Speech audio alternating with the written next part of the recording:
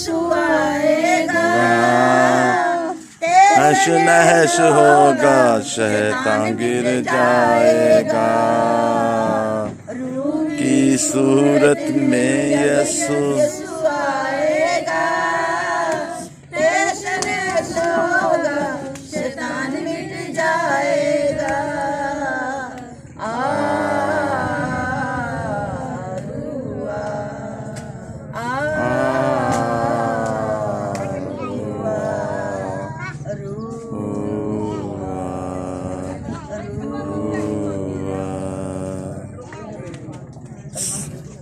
सब दुआ करना शुरू करें, कहें कि खुदावंद तो आज हमारे साथ बोल और कलाम कर, क्योंकि तेरा कलाम हमारी राह के लिए रोशनी और हमारे कदमों के लिए चिराग है। Hallelujah hallelujah hallelujah. बोल और कलाम कर खुदावंद, सबके साथ बोल और कलाम कर। Thank you Jesus, Jesus Jesus. Thank you Jesus. Hallelujah. Thank you Jesus Jesus Jesus Jesus. Hallelujah hallelujah hallelujah. Thank you Jesus Jesus. Thank you. Hallelujah. ऐश्वरी बाप, तो हम सबके साथ बोल और कलाम कर, हमें सुनने वाले कान और समझने वाला दिल अता फरमा। आज के इस कलाम को हम समझ सकें और अपनी ज़िंदगियों में लें, और तेरा फजल वाला हाथ, तेरा जलाली हाथ बड़ा रहे। जब तक कलाम होता रहे, तेरा आसमान खुला रहे। यीशु के कादर नाम से आमीन आमीन। हाँ जी, सब बैठे तशरीफ़ रखें। Thank you Jesus. मेरी तरफ से आप सबको मसीह यीशु में सलाम। खुदावंद आपको कसरत से बरकत दे, और खुदावंद का शुक्र है कि आज फिर हम खुदा के हजूर में हैं, और उसने हमें मौका दिया है कि हम उसकी हमद कर सकें, उसकी सताइश कर सकें, और उसके नाम को जलाल दे सकें, और वो हमारा बादशाह है। आए मेरे साथ निकालें ज़बूर 14 और उसकी 1 आयत। यहाँ पर लिखा है, अहमक ने अपने दिल में कहा कि कोई खुदा नहीं। अहमक ने अपने दिल में कहा कि कोई खुदा नहीं। अब आप इस आयत पर गौर करें, अहमक कौन है?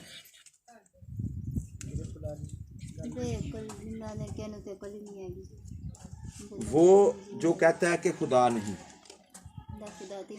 हाँ, बहुत से लोग ऐसे हैं जो कहते हैं कि कोई खुदा नहीं है, और वो खुदा को नहीं मानते, कहते हैं खुदा है ही नहीं।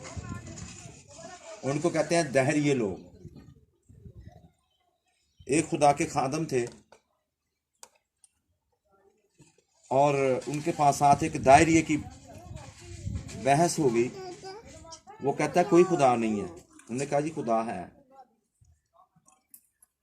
उसने कहा, स्टेज पे उसको दायरिये को बुलाया, और पास्टर साहब ने एक माल्टा लिया, उनके सामने उसका छिलका तारा और माल्टा खा लिया। कहता है, पास्टर साहब ने पूछा उस दायरिये से, बता माल्टा खट्टा था या मीठा? कहता यार तू मैनू माल्टा चखाया ही नहीं कि वो खट्टा सी या मिठा, तो मैनू की पता माल्टा खट्टा सी या मिठा। आंदा यही तुहाडा हाल है कि तुसी खुदा नू अज तक चखे ही नहीं। तुहानू की पता खुदा है कि नहीं है। आज का बहुत से लोग ऐसे हैं जिनको कलाम का पता ही नहीं है, चखा ही नहीं कि कलाम का जायका कैसा है। जबकि दाऊद कहता है उसका कलाम, जो उससे प्यार करते हैं खुदा से, शहद बल्कि शहद के टपकों से ज़्यादा मीठा मीठा है। कई लोगों को पता ही नहीं कलाम का। उन्हां च ते उन्हां च दायरियां च कोई फर्क नहीं। उन्होंने कुछ पता नहीं, ते कई कलाम नू सुन के ते अहमक बन गए ने, उस कलाम ते अमल नहीं करते। ਜਿਹੜੇ ਕਲਾਮ ਸੁਣਦੇ ਨੇ, ਕਲਾਮ ਨੂੰ ਪੜ੍ਹਦੇ ਨੇ ਔਰ ਉਸ ਕਲਾਮ ਤੇ ਅਮਲ ਨਹੀਂ ਕਰਦੇ, ਉਹਨਾਂ 'ਚ ਤਵੱਜੋ ਕਰਨੀ ਤੇ ਉਹਨਾਂ 'ਚ ਕੋਈ ਫਰਕ ਨਹੀਂ, ਉਹ ਵੀ ਅਹਿਮਦ। ਤੇ ਤੁਹਾਨੂੰ ਪਤਾ ਹੈ ਕਿ ਦੁਨੀਆ 'ਚ ਸਭ ਤੋਂ ਜ਼ਿਆਦਾ ਬਾਬਰਕਤ ਕੌਮ ਕਿਹੜੀ ਹੈ? पता है थानू? हाँ, बहन ने कहा इसराइल कौम। वाकई इसराइल कौम बाबरकत है, पर अज के दौर दुनिया तो जी सब तो बाबरकत कौम है वो वे जिन्हें यसू मसीह को कबूल कर लिया। हालेलुया। जो मसीही कौम है ये दुनिया की सबसे बाबरकत कौम है। कैसे कैसे ये बाबरकत कौम है? क्या इसका जवाब आप देंगे? क्यों ये बाबरकत है? क्योंकि जितनी इब्राहिम की बरकतें हैं अब उनके पास हैं जिन्होंने यसू मसीह को कबूल कर दिया। जिन्होंने यसू मसीह को कबूल नहीं किया उनके पास वो वाली इब्राहिम की बरकत नहीं। मसीह यसू में हमें ये सारी बरकत मिलती है। तो आपने यस्सु को कबूल किया? कितनों ने यस्सु को कबूल किया आप में से? आप सारे आप करेंगे। Very good. अमल कितनों ने किया? शाबाश। अगर हमने यस्सु को कबूल करके उसके हुक्मों पर अमल नहीं किया तो उसका हमने धोखा दिया, अपने आप को भी और दुनिया। तो धोखेबाज को कभी बरकत मिल सकती है? नहीं मिली। इसलिए अपनी जिंदगियों पर गौर करें। सबसे पहले आप अपने आप को ही धोखा दे रहे हैं। अगर कलाम सुनते हैं, कलाम पढ़ते हैं, तौबा की है, बपतिस्मा लिया है, यस्सु को कबूल किया है, लड़ाइयाँ फिर उंजने, चुगड़ियाँ फिर उंजने, सारे काम तो असी सारे उंजी नाल करी जाने हैं, तो बरकत कितों आएगी? असी कहने लो जी असी मसीही तो हो गए और बरकत नहीं आ रही हैं। तो बाबा बरकत आप कैसे बनेंगे? बरकत तब आएगी जब कलाम पर अमल करेंगे। अब देखें, एक अमीर आदमी था, एक गरीब आदमी था।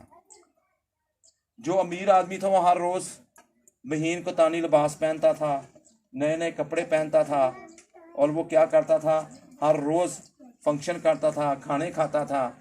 तो जो गरीब था वो जो उसके टेबल से गिरे हुए टुकड़े थे वो खाता था, उसके जिस्म पर जख्म थे। तो अमीर कौन था? लाजर के वो अमीर आदमी। वो जो गरीब था जिसके पास खाने को नहीं था वो अमीर था कि वो अमीर था? लाजर क्यों अमीर था? वो जिस किस्म के मर्जी हालात में था, वो बेशक गुर्बत में था, उसने यस्सु को कबूल किया था और उसके पीछे चला। बेशक वो बीमार था, बेशक उसका कोई इलाज करवाने के लिए भी उसके पास पैसा नहीं था और इस बीमारी की हालत में था और बीमारी की हालत में मरा। तो जब आसमान की बादशाही में गए तो अमीर आदमी का क्या बना? वो वहां दोजक में चला गया, और दोजक में आपको पता है कि एक पानी का कतरा भी नहीं मिलता। और वो दोजक में चला गया तो वहां जाकर कहता है कि लाजर को मेरे पास भेजो। उसने नजर की, उसने कहा ये तो बाप अब्राहम की गोद में है और मुझे एक कतरा भेज दे ताकि मेरी ज़ुबान आ जाए। इसका मतलब है दोजख में जाएंगे तो सबसे ज़्यादा जो हमें प्यास लगेगी वहाँ पर क्या होगा? प्यास, पानी नहीं मिलेगा तो पानी नहीं लगना। अगर बड़ी सख्त प्यास लगी हुए पानी ना मिले तो की हालत होगी? कभी किसी के साथ ऐसा हुआ है कि बड़ी सख्त उसको प्यास लगी हो और पानी एक कतरा भी ना मिले तो फिर चक्कर आंदा है, तड़फदा है, बेचैन बेकरार होंदा है, उन्होंने नींद आती है जी। जो तरस रहा हो देखा वो तड़प रहा था, फिर इन्ने पैसे का की फायदा जे ऐ जिंदगी कितनी देर है? ऐस जमीन से साड़ी जिंदगी कितनी देर है? बिल्कुल मुफ्त से थोड़ी जी। एक सांस आ गई है तो दूसरी का पता आना ही नहीं है। वो कहता है, पतरस कहता है ऐ जमीन से साड़ी जिंदगी किदे वंगर है? घाह दे वंगर। घास सारी सारी शान चौकत घास की मानंद और साड़ी जिंदगी घास के ਫੂਲ ਕੀ ਮੰਨਦਾ। ਇੰਜ ਘਾਸ ਦਾ ਫੂਲ ਨਿਕਲਦਾ, ਜਦੋਂ ਤੇਜ਼ ਧੁੱਪ ਨਿਕਲਦੀ ਉਦੋਂ ਕਮਲਾ ਜਾਂਦਾ। ਇਹ ਸਾਡੀ ਜ਼ਿੰਦਗੀ ਹੈ। ਤੇ ਯਾਕੂਬ ਕਹਿੰਦਾ ਸਾਡੀ ਜ਼ਿੰਦਗੀ ਬਖਰਾਤ ਹੈ, ਇੱਕ ਪਾਣੀ ਦੇ ਬਖਰਾਤ ਦੀ ਤਰ੍ਹਾਂ। ਇੰਜ ਹਵਾ ਚੱਲਦੀ ਹੈ ਤੇ ਉਹ ਪਾਣੀ ਦੇ ਛੋਟੇ ਛੋਟੇ ਕਤਰੇ ਬਣ ਕੇ ਪਾਣੀ ਉੱਡ ਜਾਂਦਾ। ਇਸੇ ਤਰ੍ਹਾਂ ਇਹ ਜ਼ਮੀਨ ਤੇ ਸਾਡੀ ਜ਼ਿੰਦਗੀ ਇਹਨੇ ਉੱਡ ਜਾਣਾ, ਇਹਨੇ ਖਤਮ ਹੋ ਜਾਣਾ। ਕਈ ਸਾਡੇ ਬਾਪ ਦਾਦਾ ਸਾਡੇ ਨਾਲ ਸਨ ਤੇ ਇਸ ਵਕਤ ਸਾਡੇ ਨਾਲ ਨਹੀਂ ਹੈਗੇ, ਇਹਨਾਂ ਨੇ ਖਤਮ ਹੋ ਜਾਣਾ। ਤੇ ਜਦੋਂ ਉੱਤੇ ਜਾਣਾ ਹੈ, ਇਹ ਜਿਹੜੀ ਜ਼ਿੰਦਗੀ ਹੈ ਨਾ, ਸਮਝੋ ਇੱਕ ਛੋਟੀ ਜਿਹੀ ਬੜਾ ਵੱਡਾ ਪਹਾੜ ਹੋਵੇ, ਉਹਦੀ ਛੋਟੀ ਜਿਹੀ ਚੋਟੀ ਸਾਨੂੰ ਨਜ਼ਰ ਆਵੇ ਦੂਰੋਂ, ਲੇਕਿਨ ਪਿੱਛੇ ਬੜਾ ਵੱਡਾ। ਜਿਹੜੀ ਪਹਾੜ ਜਿੱਡੀ ਜ਼ਿੰਦਗੀ ਹੈ ਨਾ, ਉਹ ਸਾਨੂੰ ਇਹ ਮਰਨ ਤੋਂ ਬਾਅਦ ਮਿਲਣੀ ਹੈ, ਜਿਹੜੀ ਕਦੀ ਖਤਮ ਨਹੀਂ ਹੋਣ ਵਾਲੀ ਜ਼ਿੰਦਗੀ। ਤੇ ਇਹ ਜਿਹੜੀ ਜ਼ਿੰਦਗੀ ਹੈ, ਇਹ 4 ਦਿਹਾੜੇ ਵੇ, ਇਹਦਾ ਕੋਈ ਭਰੋਸਾ ਹੀ ਨਹੀਂ। ਕਿਸੇ ਨੂੰ ਤੁਹਾਡੇ 'ਚ ਕੋਈ ਭਰੋਸਾ ਨਹੀਂ ਕਿ ਥੋੜੀ ਦੇਰ ਬਾਅਦ ਕੀ ਹੋਣ ਵਾਲਾ। ਤੇ ਫਿਰ ਅਸੀਂ ਆਖਰਤ ਵਾਸਤੇ ਇੱਥੇ ਰਹਿ ਕੇ ਤਿਆਰੀ ਕਰਨੀ ਹੈ। ਜ਼ਮੀਨ ਤੇ ਪਤਰਸ ਕਹਿੰਦਾ ਹੈ, ਜਿਹੜੇ ਐਡੇ ਐਡੇ ਵੱਡੇ ਖੁਦਾ ਦੇ ਲੋਕ ਗਏ ਨੇ, ਉਹ ਕਹਿੰਦੇ ਅਸੀਂ ਰਾਹੀ ਤੇ ਮੁਸਾਫਰ ਹਾਂ। ਇਹ ਜ਼ਿੰਦਗੀ ਮੁਸਾਫਰ ਹੈ। ਮੁਸਾਫਰ ਕਦੀ ਇੱਕ ਜਗ੍ਹਾ ਦਾ ਸਫ਼ਰ ਕੀਤਾ, ਦੁਬਾਰਾ ਫਿਰ ਉਧਰ ਨੂੰ ਪਤਾ ਨਹੀਂ ਕਰਨਾ ਸਫ਼ਰ ਕੇ ਨਹੀਂ ਕਰਨਾ। ਅਸੀਂ ਇੱਕ ਮੁਸਾਫਰ ਹਾਂ ਇਸ ਜ਼ਮੀਨ ਤੇ ਇੱਥੇ ਅਮੀਰ ਬਣਨ ਡੇ ਆ, ਇੱਥੇ ਪੈਸਾ ਇਕੱਠਾ ਕਰਨ ਵਾਸਤੇ ਪਤਾ ਨਹੀਂ ਲੋਕ ਕੀ ਕਰਨ ਡੇ ਨੇ। ਅਗਰ ਉਹਨੇ ਇਕੱਠਾ ਕਰ ਵੀ ਲਿਆ, ਕਾਮਯਾਬ ਵੀ ਹੋ ਗਿਆ, ਉਹਨੇ ਕਰ ਵੀ ਲਿਆ, ਤੇ ਲੇਕਿਨ ਅਸਮਾਨ ਦੀ ਬਾਤ 'ਚ ਜਾ ਕੇ ਇੱਕ ਪਾਣੀ ਦੇ ਕਤਰੇ ਨੂੰ ਤਰਸਦਾ। ਤੇ ਫਿਰ ਅਮੀਰ ਕੌਣ ਹੋਇਆ? ਲਾਜ਼ਰ ਹੋਇਆ ਕਿ ਅਮੀਰ ਆਦਮੀ ਹੋਇਆ? ਅਸਮਾਨ ਤੇ ਜਾ ਕੇ ਉਹਦੇ ਕੋਲ ਅਬਦੀਆ 'ਚ ਸਭ ਕੁਝ। ਹਾਲੇਲੂਇਆ। ਔਰ ਡਾਕੂ ਨੇ ਕਿੱਥੇ ਯਿਸੂ ਨੂੰ ਕਬੂਲ ਕੀਤਾ ਪਤਾ ਤੁਹਾਨੂੰ? ਓਏ, ਉਹ ਬੜੇ ਦੁੱਖਾਂ ਦੀ ਹਾਲਤ 'ਚ ਸੀ। ਉਹਦੇ ਕੋਲ ਕੋਈ ਉਮੀਦ ਹੈ ਸੀ? ਡਾਕੂ ਕੋਲ ਉਹਦੀ ਕੋਈ ਮੰਜ਼ਲ ਹੈ ਸੀ? ਕੋਈ ਮੰਜ਼ਲ ਨਹੀਂ, ਕੋਈ ਉਮੀਦ ਨਹੀਂ, ਕੋਈ ਜ਼ਿੰਦਗੀ ਨਹੀਂ। ਉਹਨੇ ਉੱਥੇ ਯਿਸੂ ਨੂੰ ਕਬੂਲ ਕਰ ਲੈਣਾ ਕਿ ਜਦੋਂ ਤੂੰ ਆਪਣੀ ਬਾਤ ਵਿੱਚ ਆਏ ਤੇ ਮੈਨੂੰ ਵੀ ਯਾਦ ਕਰਨਾ। तो यीशु ने की क्या? तो आज ही मेरे साथ फरदौस में होगा। कहाँ होगा? कब होगा? आज ही अभी। ते अमीर फिर बंदा केड़ा होया जेड़ा फरदौस जाएगा। लिखा आसमान के तले जमीन के ऊपर। बाइबल मुकद्दस के मुताबिक मैं आपको सारी बातें बता रहा हूँ। किसके मुताबिक बता रहा हूँ? जो बाइबल में लिखी हैं बातें मैं बता रहा हूँ, जो हम मानते हैं बाइबल मुकद्दस। आप मानते हैं इसलिए आप सुन रहे हैं। तो इसके मुताबिक मैं बता रहा हूँ, बाइबल मुकद्दस के मुताबिक आसमान के तले ज़मीन के ऊपर कोई दूसरा नाम नहीं बख्शा गया जिसके वसीला से निजात हो, रहाई हो। तो जब निजात हो जाएगी, रहाई हो जाएगी, असी मौत तो भी रहाई पा लांगे, असी गुरबत तो भी रहाई पा लांगे, असी कर्जियाँ तो भी रहाई पा लांगे, असी बीमारियों तो भी रहाई पा लांगे। हर एक चीज़ तो रहाई पाना चाहते हैं। अज ही असी ਯਿਸੂ ਮਸੀਹ ਨੂੰ ਦਿਲ ਨਾਲ ਕਬੂਲ ਕਰੀਏ। ਹਾਲੇਲੂਇਆ। ਫਿਰ ਗਲਤ ਕੰਮ ਨਹੀਂ ਕੋਈ ਕਰਨਾ। ਫਿਰ ਜੋ ਯਿਸੂ ਕਹੇਗਾ ਉਹੀ ਕਰਨਾ ਹੈ, ਆਪਣੀ ਮਰਜ਼ੀ ਪੂਰੀ। ਅਗਰ ਅਸੀਂ ਐਸਾ ਨਹੀਂ ਕਰਨ ਦੇ, ਅੱਜ ਸ਼ੁਰੂ ਹੈ ਬਾਈਬਲ, ਉਹ ਬੰਦਾ ਅਹਿਮਕ ਹੈ। ਉਹ ਕੀ ਹੈ? ਯਿਸੂ ਨੂੰ ਕਬੂਲ ਕਰਕੇ ਵੀ ਕਲਾਮ ਤੇ ਅਮਲ ਨਹੀਂ ਕਰ ਰਿਹਾ, ਉਹਨੂੰ ਕੀ ਕਿਹਾ ਜਾਏਗਾ? ਅਹਿਮਕ। ਉਹ ਬੇਅਕਲ ਹੈ, ਬੇਸਮਝ है, ਉਹ दैरी है। अंदर देखते हुए नहीं देखते, जानते हुए और समझते हुए नहीं समझते। हम किन में से हैं? हम दूसरों को छोड़ें, अपनी जिंदगियों पर गौर करें। हमने गुनाह छोड़ दिए हैं, हमने लड़ाइयाँ छोड़ दी हैं, हमने दुनियादारी के काम छोड़ दिए हैं कि यहाँ मिक्सअप ही चलन रहे हैं। इसलिए इन्होंने कड्डो अपनी जिंदगी चो। ये सानू अहमक बना देंगे, ये सानू बेवकूफ बना देंगे, नादान बना देंगे। इसलिए ज़रूरी है कि असी खुदा दे पीछे चलीए ताकि साड़ी ज़िंदगी च खुशहाली आए, साड़ी ज़िंदगी च बरकत आए, साड़ी कौम बरकत पाए। आमीन। बहुत से लोग पत्थरों के रब बनाए ने, उन्होंने मनन डे ने, मिट्टी के रब बनाए ने, उन्होंने मनन डे ने, उन्होंने अगे खलो के सजदे करन डे ने, दुआवां करन डे ने। ते पर साडा रब जिहड़ा है मसीहां दा, वो जिंदा है, वो आसमान ते मौजूद है, जिन्हों असीं मानने हैं। ते तुसीं मैनूं इह दसो कि जिहड़ी घड़ी जदों बनाई जाती है, घड़ी खुदकार घड़ी अपने आप बन जाती है जी? ਘੜੀ ਆਪਣੇ ਆਪ ਬਣ ਜਾਂਦੀ ਹੈ, ਉਹਦਾ ਕੋਈ ਬਣਾਉਣ ਵਾਲਾ ਹੈ ਵੇ। घड़ी जड़ी है वो खुद ब खुद नहीं बन सकती और ना ही बजाते खुद अपनी कुव्वत से चल सकती है, बल्कि उस घड़ी को ईजाद करने और उसको तरतीब देने और उसके पुर्जे नस्ब करने वाला कोई और है, जिसकी हिकमत और तरतीब से घड़ी चलती है। और कलाम मुक़द्दस में मरकूम है वो यानी खुदा शुमाल को फ़ज़ा में फैलाता है और ज़मीन को खला में लड़काता है। आज जिस ज़मीन ते तुसी बैठे जे, ये तुसी हवाला अगर पढ़ना चाहो अयूब 26 बाब 7 आयत च लिखिया है। आज जिहड़ी ज़मीन ते तुसी बैठे जे, तुहानू पता है इहदे थल्ले कुछ नहीं हैगा, इहदे थल्ले बहुत कुछ।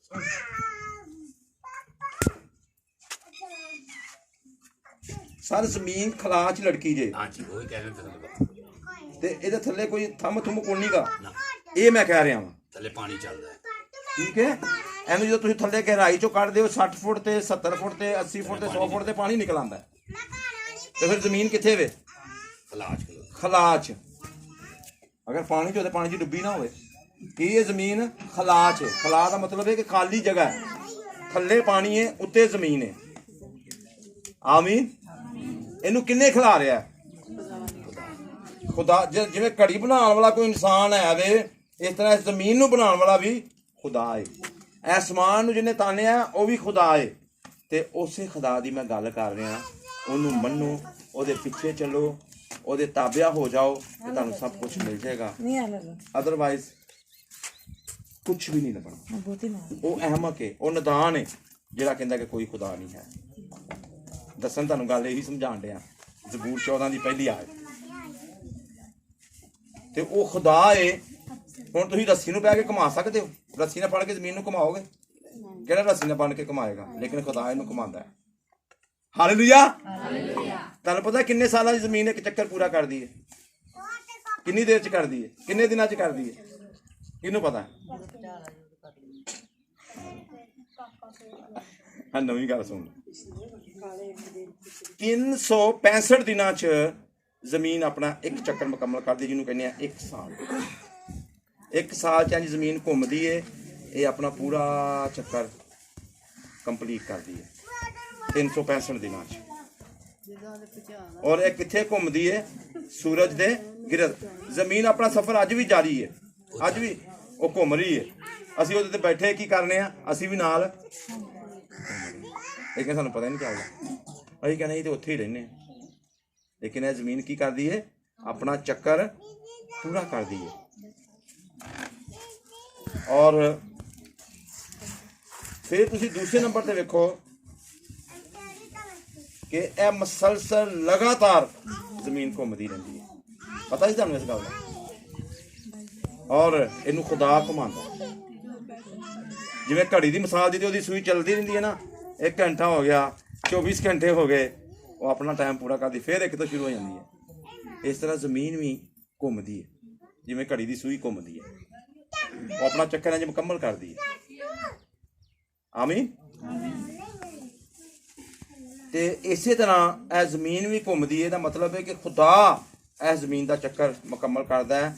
ਅਸੀਂ ਇਹਨੂੰ ਕੋਈ ਰੱਸੀ ਨਾਲ ਬੰਨ੍ਹ ਕੇ ਜਾਂ ਦੂਸਰੇ ਤਰੀਕੇ ਨਾਲ ਕੋਈ ਜ਼ਮੀਨ ਨੂੰ ਨਹੀਂ ਘੁਮਾ ਸਕਦੇ। ਤੁਹਾਨੂੰ ਪਤਾ ਹੈ ਸਮੁੰਦਰ ਪਾਣੀ ਨਾਲ ਭਰਿਆ ਹੈ। ਕੋਈ ਕਰਾਚੀ ਗਿਆ ਹੋਏ ਤੁਹਾਡੇ, ਤੁਹਾਨੂੰ ਪਤਾ ਲੱਗੇਗਾ।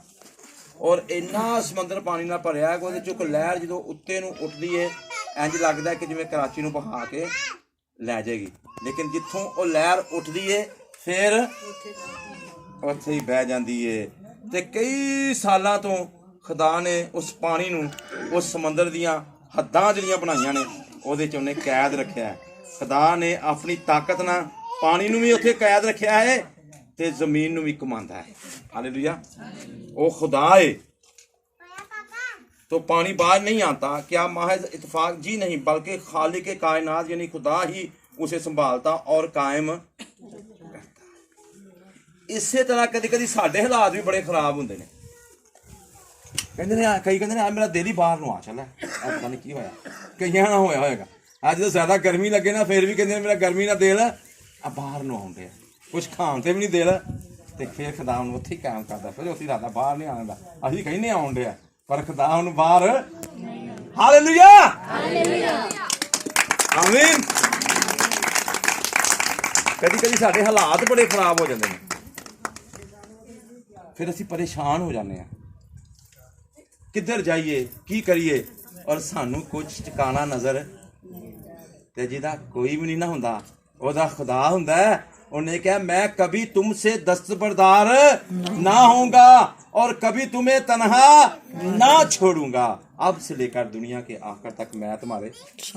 पर अहमक ਨੂੰ ਖੁਦਾ ਨਜ਼ਰ ਨਹੀਂ ਆਉਂਦਾ, ਉਹ ਫਿਰ ਟੈਨਸ਼ਨ ਲੈ ਲੈ ਕੇ ਕਈ ਪਾਗਲ ਹੋ ਜਾਂਦੇ ਨੇ, ਕਈਆਂ ਨੂੰ ਹਾਰਟ ਅਟੈਕ ਹੋ ਜਾਂਦਾ ਹੈ, ਕਈਆਂ ਨੂੰ ਸ਼ੂਗਰ ਹੋ ਜਾਂਦੀ ਹੈ, ਕਈਆਂ ਦਾ ਮਿਹਦਾ ਖਰਾਬ ਹੋ ਜਾਂਦਾ ਹੈ, ਕਈਆਂ ਪਤਾ ਨਹੀਂ ਕੀ ਉਹਨਾਂ ਨੂੰ ਹੋ ਜਾਂਦਾ, ਉਹ ਸੋਚਦੇ ਜਾਂਦੇ ਨੇ ਪੁੱਠੀਆਂ ਸਿੱਧੀਆਂ ਗੱਲਾਂ। ਉਹ ਖੁਦਾ ਨੂੰ ਵੇਖਦੇ ਨਹੀਂ, ਵੇ ਖੁਦਾ ਹੈ ਵੇ, ਉਹ ਕਹਿੰਦਾ ਮੈਂ ਤੁਹਾਡੇ ਨਾਲ ਖਲੋਤਾ ਵਾਂ, ਉਹਨਾਂ ਨੂੰ ਪਤਾ ਹੀ ਨਹੀਂ ਲੱਗਦਾ। ਜਿਸ ਤਰ੍ਹਾਂ ਜਿਹੜਾ ਸਾਡਾ ਪਹਿਲਾ ਭਰਾ ਹੈ ਕਾਹਨ, ਉਹਨੂੰ ਪਤਾ ਹੀ ਨਹੀਂ ਲੱਗਾ। ਖੁਦਾ ਕਹਿੰਦਾ ਤੇਰਾ ਮੂੰਹ ਕਿਉਂ ਵਿਗੜਿਆ ਹੈ? ਉਹ ਸ਼ੈਤਾਨ ਦਿਪਕਾ ਬੈਠਾ ਹੀ, ਤੂੰ ਆਪਣਾ ਮੂੰਹ ਠੀਕ ਕਰ, ਤੂੰ ਭਲਾ ਕਰ ਤੇ ਤੇਰਾ ਭਲਾ ਹੋ ਜਾਏਗਾ। ਉਹਨੇ ਨਹੀਂ ਭਲਾ ਕੀਤਾ, ਉਹਨੇ ਚੁੱਕ ਕੇ ਪੱਥਰ ਮਾਰੇ ਆਪਣੇ ਭਰਾ ਨੂੰ ਤੇ ਉਹਨੂੰ ਮਾਰ ਦਿੱਤਾ। ਉਹਨੇ ਕਿਹਾ ਮੈਂ ਆਪੀ ਖੁਦਾ ਹਾਂ। ਅੱਜ ਆਪੀ ਬੜੇ ਖੁਦਾ ਬਣੇ ਹੋਏ ਨੇ, ਖੁਦਾ ਦੇ ਤਾਬੇ ਨਹੀਂ ਰਹਿੰਦੇ। ਆਂਦਾ ਮੈਂ ਸਭ ਕੁਝ ਕਰ ਸਕਣਾ, ਇਹਦੀ ਤੂੰ ਕੁਰਬਾਨੀ ਕਬੂਲ ਕਰ ਲਈ ਤੇ ਮੇਰੀ ਕਿਉਂ ਨਹੀਂ ਕਬੂਲ ਕੀਤੀ, ਮੈਂ ਇਹਨੂੰ ਮਾਰਨਾ। ਅੱਜ ਸਾਡੇ ਵੀ ਹਾਲਾਤ ਕੁਝ ਇੰਜ ਦੇ ਨੇ, ਜਿਹਦੀ ਗੱਲ ਨਾ ਮੰਨੀ ਜਾਓ ਬੰਦਾ ਗੁੱਸੇ 'ਚ ਆਉਂਦਾ। ਕਈ ਛੋਟੀ ਛੋਟੀਆਂ ਗੱਲਾਂ ਤੋਂ ਨਾਰਾਜ਼ ਹੋ ਜਾਂਦੇ ਆ, ਕਦੀ ਕਦੀ ਸਾਨੂੰ ਪਤਾ ਹੀ ਨਹੀਂ ਲੱਗਦਾ। ਅਸੀਂ ਭਰਾ ਹੀ ਭਰਾ ਦੇ ਕੀ ਬਣ ਜਾਂਦੇ ਨੇ, ਦੁਸ਼ਮਣ ਬਣ ਜਾਂਦੇ। ਭਰਾ ਨੇ ਭਰਾ ਨੂੰ ਮਾਰਤਾ, ਉਹਨੂੰ ਗੁੱਸਾ ਆਇਆ, ਉਹਦਾ ਮੂੰਹ ਵਿਗੜਿਆ ਤੇ ਉਹਨੇ ਖੁਦਾ ਨੂੰ ਵੇਖਿਆ ਨਹੀਂ। ਉਹ ਛੁਪ ਕੇ ਬੈਠਾ, ਉਹ ਚੋਰ ਹੈ ਨਾ, ਚੋਰ ਕਿੰਝ ਪੈਂਦਾ, ਦਿਬਕ ਕੇ ਪੈਂਦਾ। ਜਰਾ ਕੋਈ ਪੈਰ ਲਾਓ ਤੇ ਉਹ, ਕਈ ਸਿਆਣੇ ਕਹਿੰਦੇ ਨੇ ਕਿ ਕੱਖ ਹਿੱਲਿਆ ਤੇ ਚੋਰ ਚੱਲਿਆ, ਉਹ ਭੱਜ ਜਾਂਦਾ ਕਿ ਸ਼ਾਇਦ ਕੋਈ ਆ ਰਿਹਾ, ਆਵਾਜ਼ ਆ ਰਹੀ ਹੈ। ਪਰ ਯਿਸੂ ਮਸੀਹ ਕਹਿੰਦਾ देख मैं तेरे दिल के दरवाजे पर खड़ा हुआ खटखटाता हूँ, तू अपने दिल का दरवाज़ा खोल, मैं तेरे पास आ। ਅਸੀਂ ਜਿਹੜਾ ਬੈਠਾ ਹੈ ਨਾ, ਉਹਨੂੰ ਉਠਾ ਕੇ ਕਹਿੰਦੇ ਆ ਕਿ ਠੀਕ ਹੈ ਮੈਂ ਹੋਰ ਵਿਗੜਨਾ ਹੀ, ਉਹ ਬੰਦਾ ਐਮਾ ਕੇ। ਤੇ ਜਿਹੜਾ ਖਲੋ ਕੇ ਦਰਵਾਜ਼ਾ ਖੜਕਾਣ ਡਿਆ, ਉਹਨੂੰ ਕਹਿੰਦੇ ਤੂੰ ਜਿਹੜਾ ਪਿਛਾਣ ਜਾ, ਜਿਹੜਾ ਬੈਠਾ ਨਾ ਉਹਨੂੰ ਆ। ਤੁਸੀਂ ਕਿੰਨਾ ਚੋ ਜੇ? ਉਹ ਬੈਠੇ ਨੂੰ ਬੁਲਾਉਂਦੇ ਨਹੀਂ ਆ, ਖਲੋਤਾ ਜਿਹੜਾ ਦਰਵਾਜ਼ਾ ਖੜਕਟਾਉਂਦੇ ਉਹਨੂੰ ਕਹਿੰਦੇ ਤੂੰ ਅੰਦਰ ਆ ਜਾ। मतलब मैं तुम्हारे अंदर आना चाहता हूँ, तुम्हारे अंदर रहूँगा और तुम्हारे साथ क्या करूँगा, ਉਹਨੂੰ ਕਬੂਲ ਕਰੋ। ਸਾਡਾ ਪੈਗਾਮ ਇਹ ਹੈ ਕਿ ਜਿਹੜਾ ਯਿਸੂ ਨੂੰ ਕਬੂਲ ਕਰਦਾ ਉਹ ਅਕਲਮੰਦ ਹੈ, ਜਿਹੜਾ ਯਿਸੂ ਨੂੰ ਕਬੂਲ ਨਹੀਂ ਕਰਦਾ, ਆ ਜ਼ਰੂਰ ਬਾਈਬਲ ਮੁਕੱਦਸ ਦੇ ਮੁਤਾਬਕ ਦੱਸ ਰਿਹਾ, ਉਹ ਬੇਵਕੂਫ ਹੈ, ਉਹ ਅਹਿਮਕ ਹੈ। ਔਰ ਅਹਿਮਕ ਨੇ ਕਿਹਾ ਕੋਈ ਖੁਦਾ ਨਹੀਂ। ਨਾ ਉਹਨੇ ਮਾਲਟਾ ਚੱਖਿਆ, ਜਿਵੇਂ ਤੈਨੂੰ ਮਾਲਟੇ ਦੀ ਮਿਸਾਲ ਦਿੱਤੀ ਹੈ, ਨਾ ਉਹਨੇ ਪੁੱਛਿਆ ਪਾਦਰੀ ਸਾਹਿਬ ਆਪੀ ਮਾਲਟਾ ਖਾ ਕੇ ਉਹਨੂੰ ਦੱਸ ਕਿਹੋ ਜਿਹਾ ਜਾਕਾ ਸੀ, ਕਹਿੰਦਾ ਮੈਂ ਚੱਖਿਆ ਹੀ, ਕਹਿੰਦਾ ਮੈਨੂੰ ਕੀ ਪਤਾ। ਅਸੀਂ ਕਦੀ ਖੁਦਾ ਦਾ ਤਜਰਬਾ ਹੀ ਨਹੀਂ ਕੀਤਾ ਕਿ ਖੁਦਾ ਕਿਹੋ ਜਿਹਾ। ਅਸੀਂ ਕਦੀ ਉੱਤੇ ਇਮਾਨ ਰੱਖ ਕੇ ਵੇਖਿਆ ਹੀ ਨਹੀਂ ਕਿ ਉਹ ਸਾਡੇ ਸਾਰੇ ਕਰਜ਼ੇ ਵੀ ਉਤਾਰ ਸਕਦਾ ਹੈ, ਉਹ ਸਾਡੀਆਂ ਬਿਮਾਰੀਆਂ ਵੀ ਠੀਕ ਕਰ ਸਕਦਾ ਹੈ, ਉਹ ਸਾਡੇ ਮੁਰਦੇ ਵੀ ਜ਼ਿੰਦਾ ਕਰ ਸਕਦਾ ਹੈ, ਉਹ ਸਾਡੇ ਹਾਲਾਤ ਵੀ ਬਦਲ ਸਕਦਾ ਹੈ। ਜਿਹੜਾ ਜ਼ਮੀਨ ਨੂੰ ਕਮਾਉਂਦਾ ਹੈ, ਜਿਹੜਾ ਅਸਮਾਨ ਬਗੈਰ ਸਤੂਨਾਂ ਤੋਂ ਖੜਾ ਕਰ ਸਕਦਾ ਹੈ, ਜਿਹੜਾ ਏਡੇ ਏਡੇ ਵੱਡੇ ਕੰਮ ਕਰਦਾ ਹੈ, ਉਹ ਮੌਜੂਦ ਹੈ। ਉਹ ਸਾਡੀ ਜ਼ਿੰਦਗੀ ਵਿੱਚ ਬੜੇ ਬੜੇ ਵੱਡੇ ਕੰਮ ਕਰ ਸਕਦਾ ਹੈ। ਲੇਕਿਨ ਸਾਨੂੰ ਕੀ ਹੁੰਦਾ, ਸਾਨੂੰ ਕੁਛ ਪਤਾ ਹੀ ਨਹੀਂ। ਅਸੀਂ ਪਤਾ ਨਹੀਂ ਕਿਹੜੀ ਦੁਨੀਆ 'ਚ ਰਹਿੰਦੇ ਹਾਂ ਜਾਂ ਕਿੱਥੇ ਕੀ ਕਰਨ ਰਹੇ ਹਾਂ, ਟੈਨਸ਼ਨਾਂ ਹੀ ਲਈ ਜਾਂਦੇ ਹਾਂ, ਪਰੇਸ਼ਾਨ ਹੀ ਹੋਈ ਜਾਂਦੇ ਹਾਂ, ਔਰ ਉਹਨੂੰ ਉਹ 'ਤੇ ਅਮਲ ਹੀ ਨਹੀਂ ਕਰਦੇ ਕਲਾਮ 'ਤੇ ਪੂਰੇ ਤੌਰ ਨਾਲ। ਅਤੇ ਫਿਰ ਅੱਜ ਕਿੰਨੇ ਦਿਲੋਂ ਕਬੂਲ ਕਰਨਾ। ਉਹ ਖੜਾ ਅੱਜ ਵੀ ਦਿਲ ਦੇ ਦਰਵਾਜ਼ਿਆਂ 'ਤੇ ਖੜਾ ਵਾ, ਖੜ ਕੇ ਜਾਂ ਕਹਿਣ ਵਾਂਗੂ ਠੀਕ ਹੈ ਪੱਥਰ ਚੁੱਕੋ ਅਤੇ ਮਾਰੋ ਅਤੇ ਕੰਮ ਨਿਬੇੜੋ। ਫਿਰ ਕਹਿਣਗੇ ਮੈਂ ਉਹਦਾ ਮੁਹਾਫਿਜ਼ ਲੱਗਾ। ਉਹਨੇ ਕਿਹਾ ਉਹਦਾ ਖੂਨ ਮੈਨੂੰ ਜ਼ਮੀਨ ਤੋਂ ਪਕਾਰਨ ਡਿਆ। ਇਹ ਜੋ ਕੁਛ ਤੁਸੀਂ ਜ਼ਮੀਨ 'ਤੇ ਕੰਮ ਕਰਦੇ ਜਿਹਨਾਂ ਉਹਨੇ ਕਤਲ ਕੀਤਾ ਅਤੇ ਉਹਦਾ ਕੰਮ ਪਕਾਰਨ ਡਿਆ ਸੀ, ਖੁਦਾ ਨੇ ਵੇਖਿਆ। ਅਤੇ ਉਹ ਕੰਮ ਜੇ ਲੜਾਈਆਂ ਕਰਨ ਡੇ ਆ ਨਾ ਅਸੀਂ ਜ਼ਮੀਨ 'ਤੇ, ਉਹ ਲੜਾਈਆਂ ਪਕਾਰਨ ਡੀਆਂ ਨੇ ਉੱਤੇ ਅਸਮਾਨ 'ਤੇ। ਅਸੀਂ ਹਸਦ ਕਰਨ ਡੇ ਆ, ਜੋ ਚੁਗਲੀਆਂ ਬਖੀਲੀਆਂ ਕਰਨ ਡੇ ਆ, ਉਹ ਪਕਾਰਨ ਡੀਆਂ ਨੇ ਉੱਤੇ। ਉਹਦੇ ਖਿਲਾਫ ਗੱਲ, ਉਹਦੇ ਖਿਲਾਫ ਗੱਲ, ਉਹ ਸੁਣਦਾ ਪਿਆ ਅਸਮਾਨ, ਉਹ ਵੇਖਣ ਡਿਆ। ਹੁਣ ਅਸੀਂ ਕੀ ਕਰਨਾ? ਨਹੀਂ ਕਿਸੇ ਦੀ ਚੁਗਲੀ ਬਖੀਲੀ ਕਰਨੀ, ਨਹੀਂ ਕਿਸੇ ਦੀਆਂ ਗਲਤੀਆਂ ਕਰਨੀਆਂ। ਆਪਣੀਆਂ ਗਲਤੀਆਂ ਕੱਢੋ ਅਤੇ ਖੁਦਾ ਨਾਲ ਆਪਣਾ ਰਿਸ਼ਤਾ ਜੋੜੋ, ਉਹਨੂੰ ਦਿਲੋਂ ਕਬੂਲ ਕਰੋ। ਹਾਂ ਆਉਂਦੇ ਨੇ ਸੋਹਣੇ ਯਿਸੂ ਨੂੰ ਦਿਲ 'ਚ ਵਸਾ ਲੈ ਅਤੇ ਜ਼ਿੰਦਗੀ ਮਿਲ ਜਾਏਗੀ। ਅਤੇ ਆਰਾਮ ਨਾਲ ਆਜ਼ਾਦ ਤਰ੍ਹਾਂ ਹਮੇਸ਼ਾ ਦੀ ਜ਼ਿੰਦਗੀ ਬਸਰ ਕੱਢੋ ਔਰ ਸਕੂਨ ਨਾਲ ਆਪਣੀ ਜ਼ਿੰਦਗੀਆਂ ਬਸਰ ਕਰੋ। ਸਾਰੀਆਂ ਆਪਣੀਆਂ ਅੱਖਾਂ ਬੰਦ ਕਰੋ ਔਰ ਕਹੋ ਕਿ ਮੈਂ ਯਿਸੂ ਤੈਨੂੰ ਦਿਲ ਨਾਲ ਕਬੂਲ ਕਰ, यीशु को दिल से कबूल करता हूँ। सब कहें सब दुआ करना शुरू करें, दिल से ये दुआ करें, सारी गलती खताओं को निकाल दें। मैं तेरे कलाम पर अमल करूँगा, मैं तेरी पैरवी करूँगा, मैं अपनी खुदी का इनकार करता हूँ, मैं तेरे पीछे चलूँगा, मैं तेरे पीछे चलूँगा, मैं तेरे पीछे चलने के लिए तैयार हूँ। मैं सारी बातों को, सारे गुस्से को मैं अपनी ज़िंदगी से निकालता हूँ, नाराज़गियों को निकालता हूँ, चुगलियों बखीलियों को निकालता हूँ, लड़ाई झगड़ों को निकालता हूँ। सब दुआ करें, सब दुआ करें। आपकी आवाज़ कोई नहीं आ रही। Hallelujah, hallelujah. Thank you Jesus, thank you Jesus, Jesus.